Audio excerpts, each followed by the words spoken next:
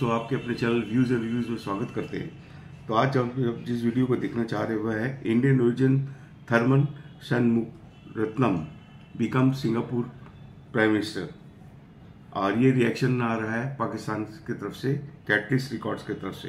तो देरी ना करते हुए चलिए देखते हैं। कुछ शहर दे लोग भी जालिम सन को सानू मरन दा शौक भी सी। तालीमी निज़ाम की अगर बात की जाए, इस टाइम पाकिस्तान कहाँ स्टैंड कर रहा है?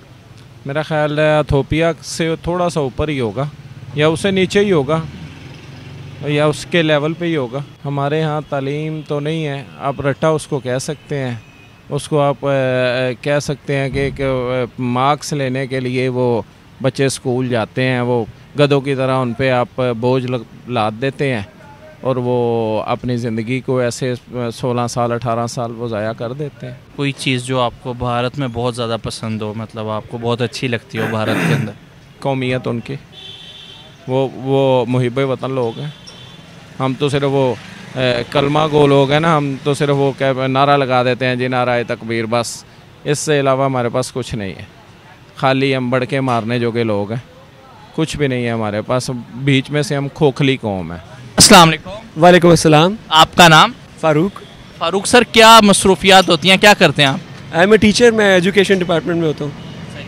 टीचिंग कर रहे हैं किसी यूनिवर्सिटी के अंदर? जी, मैं यूनिवर्सिटी में पढ़ाता हूँ। लाइफ कैसी जा रही है? अल्हम्दुलिल्लाह, अल्लाह का शुक्र है। सर मुझे ये बताएं कि जो तालीमी निज़ाम है मौजूदा करंट टाइम के अंदर किस तरीके से देखते हैं, पाकिस्तान कहाँ स्टैंड कर रहा है तालीमी मैदान में?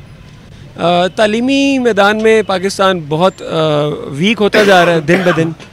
बीइंग अ टीचर मैं देखता हूँ हर आने वाले साल में बच्चों की एकेडमिक परफॉर्मेंस, जिसको मेहनत से भी रिलेट करते हैं। देखें ना, एक चीज़ तो अल्लाह पाक ने देनी है, वो है जहानत, वो तो अल्लाह ने सबको दी है। दूसरी चीज़ जिसको मल्टीप्लाई करती है वो है हमारी मेहनत और तवज्जो, वो नहीं है, कम होती जा रही है वक्त के साथ साथ। तो मुख्तसरन हर साल आने वाले बच्चों में उनकी तालीमी काबिलियत ऐसे ऐसे करके कम होती जा रही है। बच्चों का इंटरेस्ट भी कम हो रहा है क्या? जी बिल्कुल, बच्चे डिस्ट्रैक्टेड हैं। इंटरनेट माफिया ने, मैं इसको बड़ा सोच समझ कर माफिया का वर्ड यूज़ कर रहा हूँ, इंटरनेट माफिया ने इंटरनेशनल इस्टेब्लिशमेंट की सपोर्ट से बड़ा ग्रिप किया हुआ हमारे बच्चों को। They are addicted.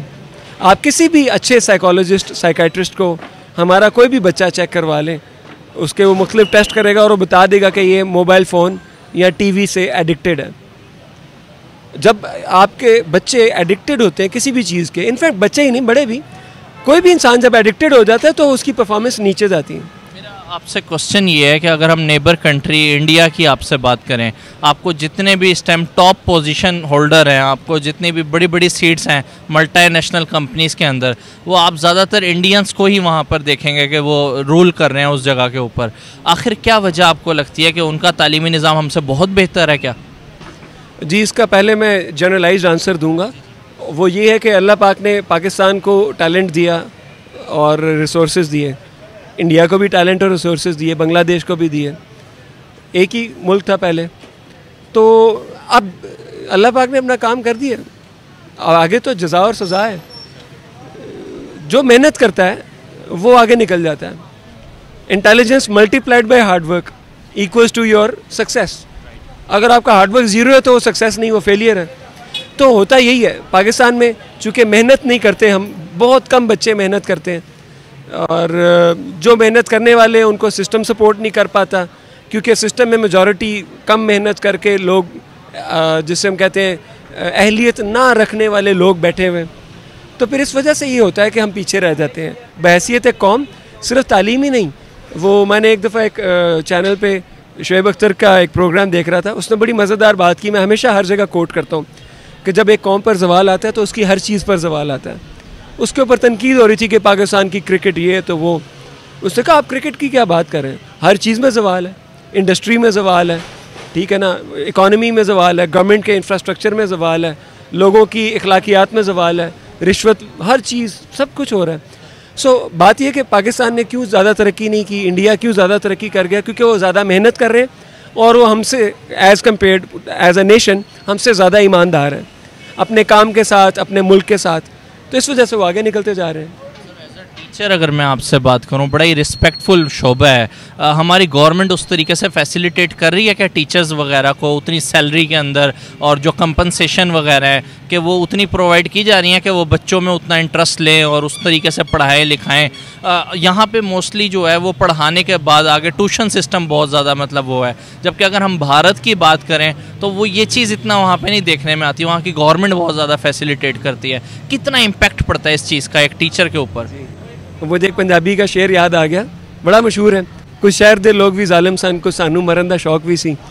तो ऐसा नहीं है कि सारा कसूर गवर्नमेंट का है क्योंकि सारी जिम्मेदारी गवर्नमेंट की थी, ऐसा नहीं। ताली दो हाथ से बजती है।